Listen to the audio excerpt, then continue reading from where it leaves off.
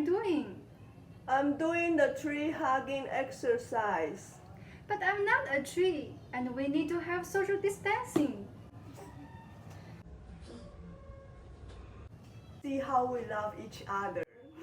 Hello everyone, how are you? I hope you are safe and doing fine. I'm Rosa from Taiwan, a religious sister of the Mercedarian Missionaries of Beri. I'm currently assigned at CARES, an eco-spirituality center here in the Philippines. Today is the third day of Laudato Si week. The guest we have invited today calls himself a citizen of the earth. His life cannot be separated with the nature where he has been nurtured and where he has many experiences of God's love. We thank him for his sincere and generous response to our invitation. Aside from his deep reflection, he's going to teach us some stress relief and healing exercise in the loving embrace of our Mother Earth.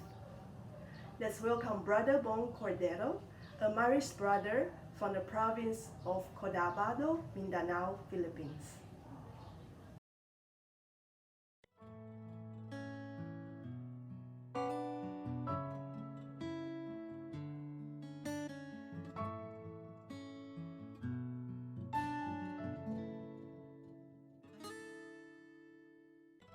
Good day, my dear friends, and to all lovers of Mother Earth. I am Bong Cordero, a simple citizen of the earth. I am also a member of the Institute of the Little Brothers of Mary, or known as the Maris Brothers.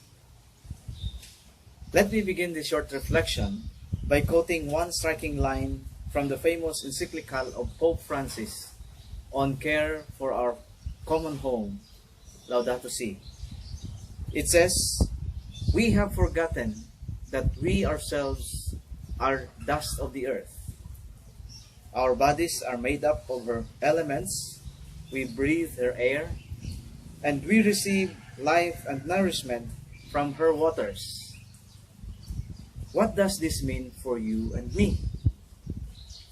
Personally, I am struck by the word forgotten. When we forget something or someone, what happened to us? We are lost or disconnected. So what do we usually do? We usually try to remember or recall those special moments that happened in our life. To remember what was forgotten is actually to remember that something or someone is special in our life. It means that we desire to connect once again to what has been lost. Deep within each of us, we do not like to be disconnected totally. Thus, remembering means reconnecting. We humans are earthlings. It means that we are sons and daughters of the earth. Since we are created from the earth, hence we share everything with the earth. In fact, we are the miniature universe. Indeed, we are the evolving and expanding consciousness of the whole cosmos. Recognizing consciously that we are earthlings, we acknowledge our deep connection with the earth. At the same time, we acknowledge our interrelatedness with all other life forms in the web of life. We become humans because we come from the earth, and we are nurtured and nourished by the abundance of the earth.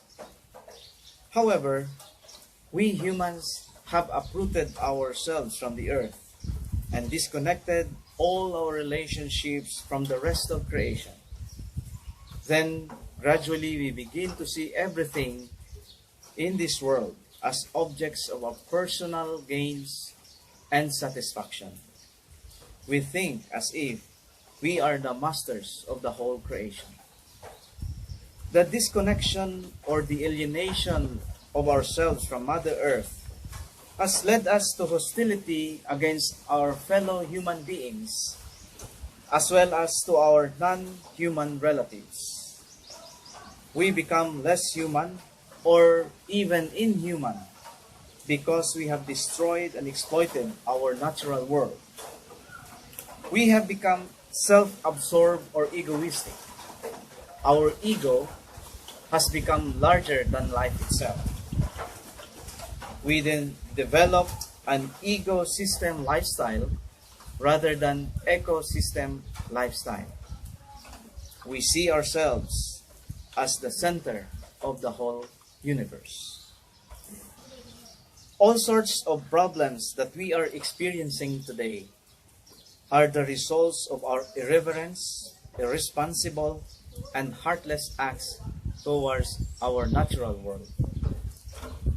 The suffering of millions of people across the globe is also the suffering of the sacred earth.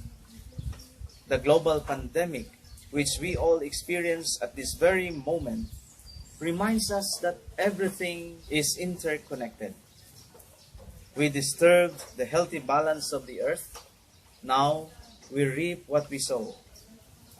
The damaged health of Mother Earth affects us all, both humans and non-human beings. Thomas Berry once said, "There can be no healthy living beings in an unhealthy planet Earth." These problems that we suffer today, such as socio-political conflicts, wars, economic meltdown, ecological degradation, and global health issues, are just mere reflections of the inner turmoil in each of us. It is because we have forgotten that we come from the sacred earth.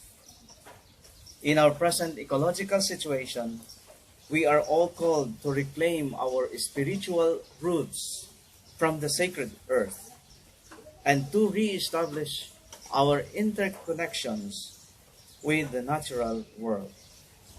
How are we going to do this? Personally, I do commune with nature through several exercises. To share a few, first, I do earthing exercise. This is a simple way of re-energizing myself by feeling the life of the earth. I do this through meditative barefooted walking in the woods or by lying down on the ground, conscious of my breathing while enjoying the beautiful blue sky. In this way, I feel I am reunited with Mother Earth, and all the toxins and negativity in my body gradually disappear. Secondly, if I am so stressed with some works, I do tree hugging exercise. I would ask the tree to give me energy and more strength to do whatever tasks I need to accomplish. If I am sick, I feel the healing energy of the tree encapsulating my whole body. This is very therapeutic and rejuvenating for me. Lastly, as a son of the earth, I grew up in the farm. It was during my growing up years in the farm that I was formed to love the Mother Earth. As a farmer, I love to live in the farm. As an expression of my connection with the earth and to all life, I do simple organic gardening. Gardening keeps me grounded on the earth, and I recognize everything as my king. Through this simple act of charity towards the earth, I realize ever more clearly that I do belong to the earth. I love gardening because I am always amazed by the simple miracle of life when I see the seeds sprouting out from the soil and the plants are growing to its full maturity. Through gardening, I begin to realize that my spirituality must be deeply rooted on the sacred earth in order to be authentic. All these exercises are basically spiritual in nature.